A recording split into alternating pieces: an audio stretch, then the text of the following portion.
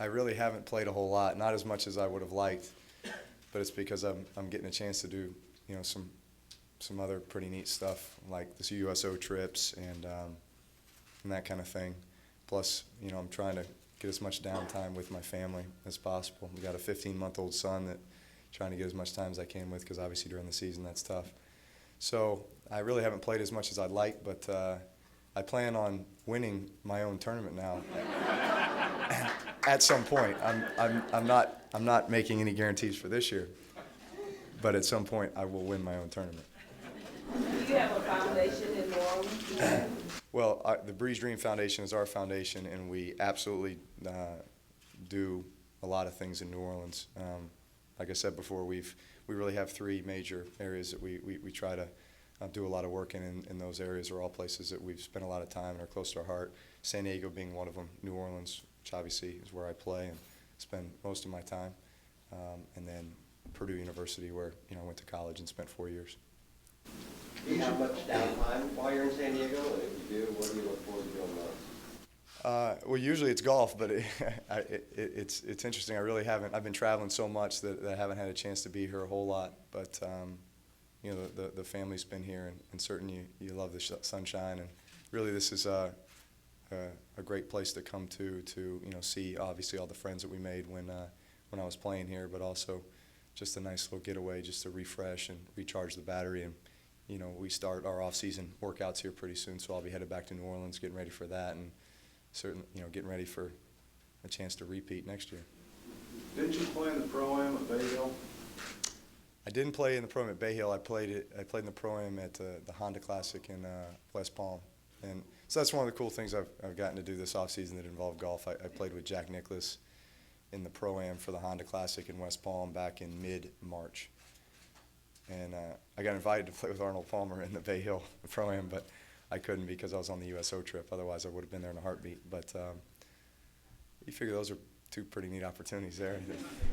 Once in a lifetime, so I guess the Super Bowl thing has its perks. How did the round with Nicholas go? It actually went really well, considering that I had not picked up a golf club in 7 months.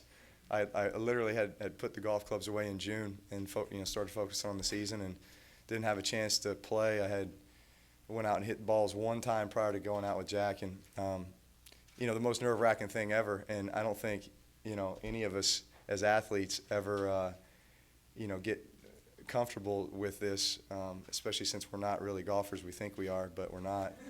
Is lining up there on the first tee with the people lining the fairway, and you're just thinking, please don't hit somebody in the head. Am I right? Yeah. So first tee, they call Jack first. He stripes one right down the middle with a driver. Dan Marino, he's up next, driver down the middle. Kenny G, driver.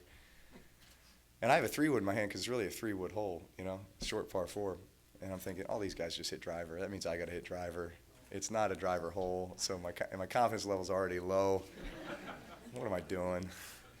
I take the driver and stripe it down the middle, and then I birdie 18. So it doesn't matter what happened in between there.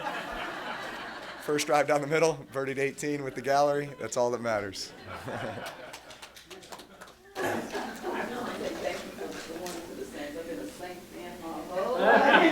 I love it. I love it. And you're sitting in the front row. Awesome. You talked about playing Pebble Beach in a few weeks. Did Yeah. you approach them? How did that come about? Sure. So I'm playing in the Pebble Beach, the U.S. Open big Pebble Beach Pro-Am event that they televise. I guess on NBC Sports. I guess it's Wednesday before. Obviously I need to practice before I get there.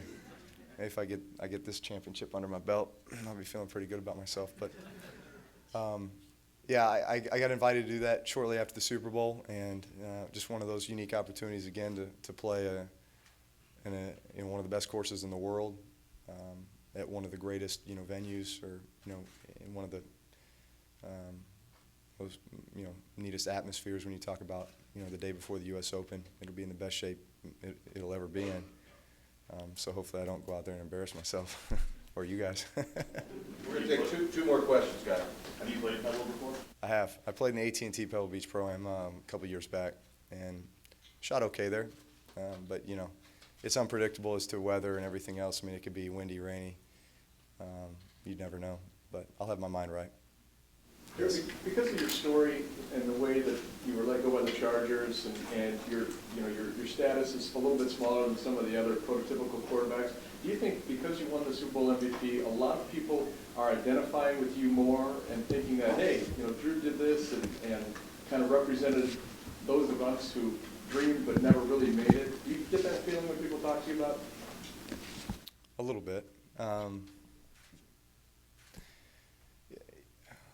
Yeah, I think for those who know me, and obviously everything was pretty well publicized throughout this year too, in regards to us coming to New Orleans and the scenarios surrounding that, and obviously the state in which New Orleans was in when we first got there, 6 months post Katrina and everything, and I just felt like a lot of people just knew that I was a pretty regular, ordinary guy, but somebody who had along the way had been given some great opportunities, but yet had still really had to work for things, and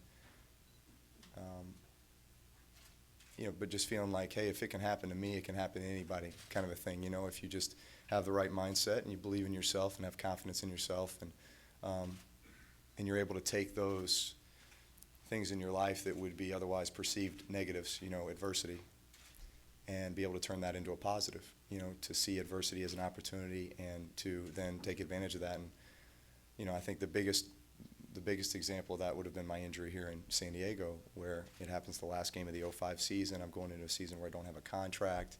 I'm wanting to stay in San Diego, and yet, that was kind of the reason that they needed to, allow me to walk away, and not, and feel like they were going to go in a different direction. So, and then going to, of all places, a place like New Orleans that, was in shambles, and, a lot of people doubted if New Orleans would ever come back, just like people doubted that I would have ever come back. And I think that anybody who has reached a certain level of success, somewhere along the way, you've had somebody tell you that, you weren't going to make it. Whether you're not talented enough, you're not big enough, strong enough, fast enough, whatever business you're in.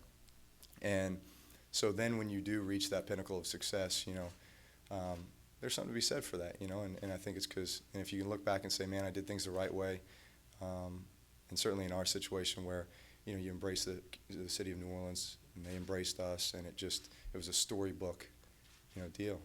And in fact, I'll segue that into, I say storybook, but actually I was approached about doing a book this off season, and it's the last thing that I ever would have thought I would do, just feeling like, maybe 20 years from now, but, there's such a story to be told, and such a message to be, put out there.